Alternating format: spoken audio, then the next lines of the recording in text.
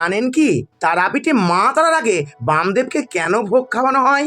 একদিন দুপুরে পুরোহিত মাকে ভোগ নিবেদন করবেন বলে মায়ের জন্য ভোগ রেখে দিয়ে তিনি বাইরে যেতেই সেখানে প্রবেশ করলেন বামদেব। বামদেব তখন এত প্রসিদ্ধ ছিলেন না।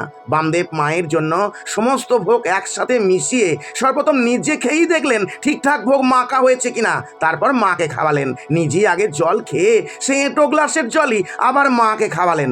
ইতিমধ্যে মন্দিরের পূজারী মন্দিরে চলে এসে দেখলেন বামা খেপার এই অবাক। পূজারী ভাবলেন মাকে বামদেব উচ্ছিষ্ট খাওয়াচ্ছেন, তাই তিনি বামদেবের ওপর খুবই রেগে যান এবং পাশেই পড়ে থাকা একটা চেলা কাঠ দিয়ে বামদেবকে মারতে থাকেন। প্রচন্ড যন্ত্রণায় বামদেব মায়ের ওপর অভিমান করে বললেন, আমাকে মারি যখন খাওয়াবি তখন কেন আমাকে ডেকে আনলি তোর কাছে? তুই নিজে নিজেই খেতে পারলি নে, আজ থেকে তোর কাছে আমি আর যাবই না। এই বলে প্রচন্ড যন্ত্রণা নিয়ে শিমুল গাছের তলায় শুয়ে পড়লেন।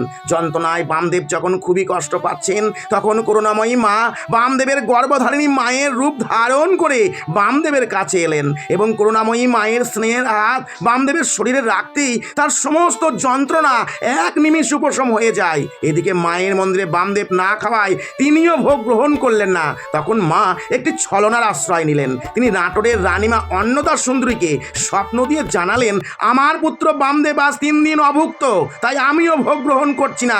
আগে আমার পুত্র বামদেবকে ভোগ খাওয়াবি, তারপরেই আমি ভোগ গ্রহণ করব। পরদিন সকালে রানীমা তারাপীঠে এসে পূজারীকে বললেন, তোমরা চিনতে পারলে না মায়ের প্রিয় পুত্রকে? মায়ের প্রিয় পুত্র বামদেবের সেবা আগে হবে, তারপরেই মাকে ভোগ নিবেদন করা হবে।